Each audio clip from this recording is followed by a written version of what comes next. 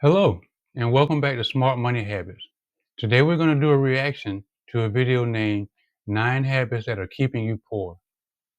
The video is by a content creator named Nisha, who is an investment banker and certified accountant from London, England, I believe. She has about 1.5 million subscribers and over 130 different videos about personal finance and how to make smart money habits. I'll include the link to her page and this video specifically in the description below. I highly recommend you check out her page and show her some love. I have spent the last decade of my life immersing myself in the field of finance and money through a degree in finance, a qualification in accounting, and then a career in investment banking. And one of the most life-changing skills I have learned through it all is how to handle my own finances, recognize my bad money habits, and break free from them. So in this video, I'm going to share with you 9 of the most common bad money habits that hold people back and tips on how to break out of them. Number 1, paying yourself last. I first heard of this in the book Rich Dad Poor Dad by Robert Kiyosaki, and it's one of the blueprints in achieving financial freedom. Robert explains that the way people pay their bills can be broken down into 2 types.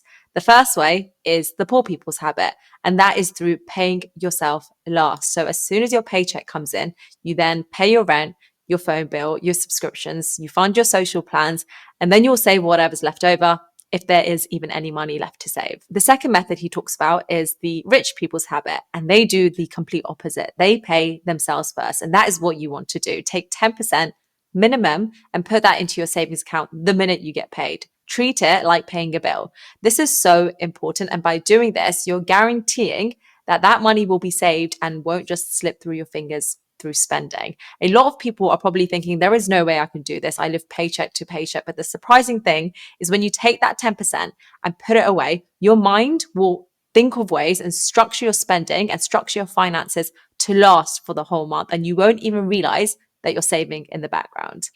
Personally, I couldn't agree more. Anybody who knows me knows that I believe in paying yourself first. People don't realize how much they're spending on paying the bills, buying something new, going on that weekend away, and then they save whatever's left. But that is the backwards mentality. The key is to pay yourself first instead of making other people richer by buying their things before you pay yourself. You've worked hard the last 2 weeks. The least you can do for yourself is to save $50 towards your financial future. The second bad money habit is getting comfortable with bad debt. It seems that debt these days is actually the norm. People are using debt to buy the smallest of things, to buy presents, to buy clothes. I have a straight rule that is, unless I can afford to pay for that thing outright in cash, I shouldn't be buying it with any form of debt. Remember, credit card companies want you to be bad with your finances because that's how they make money from this. The average credit card interest rate is 22%, which cancels all kind of benefits and rewards these credit card companies are providing if you're not able to pay them off in time. The whole reason credit card companies are in business is to make money. Your money.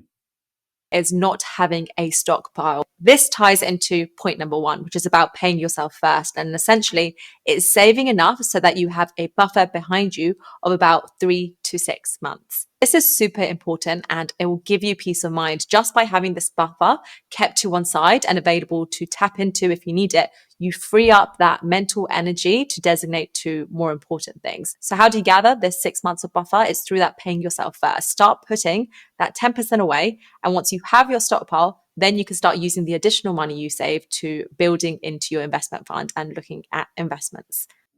I know that saving 3 to 6 months worth of income sounds difficult, but you can do this. Once you achieve this milestone, it's a game changer for the rest of your life. Number 4 is not knowing your income or expenses properly. Until you know what your starting point is, how do you know where you want to be? There's something called lifestyle inflation, and that is your spending will rise as your income rises. The more money you make, the more you spend. And it's a cycle. Make more money, buy a bigger house, buy a nicer car, spend more, make more. And it's crazy how normal this is, but it is a recipe for disaster. You want to be in control of your finances and mapping out where things are going. A budget tracker is super important and you want it to include how much you're making, how much you're paying yourself first, that 10% we spoke about, your expenses, so your bills, your mortgage, your rent, your spending, your debt repayments, and so on. And you want to be keeping on top of that budget tracker. At least every 3 months, set a date night with the tracker. People who know exactly where they are financially, they know their assets, they know their liabilities, they have a clear goal on where they want to go financially and all the steps they need to take to get there, are more likely to get a lot of money and build wealth compared to people who just fantasize about money but have no idea how to go about it, how they plan to acquire it, or how to manage it. Just being mindful of this stuff and seeing those numbers in black and white will trigger you into action. Fifth, I would encourage everyone to try to do a budget and track your monthly expenses. See where your money is going. How much do you spend on Starbucks? How much do you spend on McDonald's? How much do you spend on clothes? How much do you spend on going out on the weekends? All of these things add up. And unless you know where your money's going, it's going to be really hard to get your finances in order. Fifth bad money habit is having expensive hobbies. A lot of people like to shop. And I guess, yeah, part of this is retail therapy. But again, marketing, social media, and these multi-billion pound organizations love to tell us how much we need to spend our money and spend our cash instead of keeping and investing it. Next, There's no way around it. You have to get control of your spending. I know retail therapy feels really good in the short term, but if you want to get a hand of your financial future, you have to stop spending money just because you see a new shiny object or something new comes on the market. Keep your money close to your vest and don't just give it away. Next up, we have focusing purely on saving. If you want to improve your financial position, you can firstly save more of your existing income, or you can make more money and create more income streams. And the ideal combination is a mixture of both. You can't build wealth if you're making more money and spending it all, but you also can't if you're just focusing on the saving side, because there is a cap to how much you can save. Using those cashback sites will only get you so far. So to truly build wealth, you have to think of both sides of the equation, both how you will save a larger percentage of your income, but also how you will make more money. Saving money side has a cap. The making money side does not. It's infinite. There is unlimited potential upside, whether it's investing in the stock market, asking for a pay rise, starting a side hustle. You want to break the bad money habit of thinking that saving money is going to massively increase your wealth. Number 7, paying too much in taxes. Taxes are going to be the single biggest expense in your life. Whilst everyone has to pay tax, a lot of people just pay it without considering how you can legally reduce your bill. Legally is the key word here. The wealthy, they have knowledge of illegal corporate structures that come with tax advantages. They hire tax advisors that help them minimize their tax bill. So if you want to get one step ahead, one of the best ways to increase your wealth is through understanding tax rules in a way that stack up in your favor. For example, investing through an ISA or a Roth IRA, which is an investment account that shelters your dividend and profit from taxes, or operating under a business instead of an individual if you're a solopreneur. All of this stuff is absolutely legal. And if you are someone who disagrees with this and prefers to pay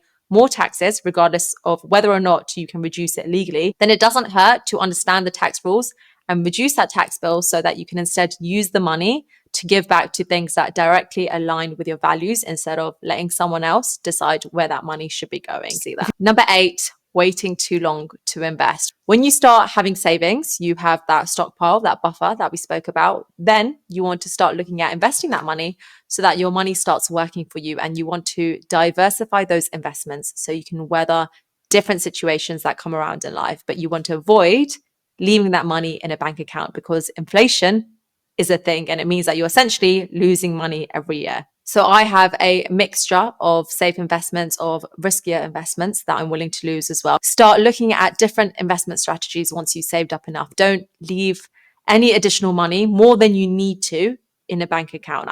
Well, there you have it. I thought this video was great and gave some great advice. We can all benefit from this.